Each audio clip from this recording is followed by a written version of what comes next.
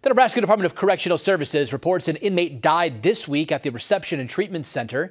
According to a news release, the cause of death for Jose Cabrera-Lomeli had been determined, but he was being treated for a medical condition. Cabrera-Lomeli had been behind bars since last October.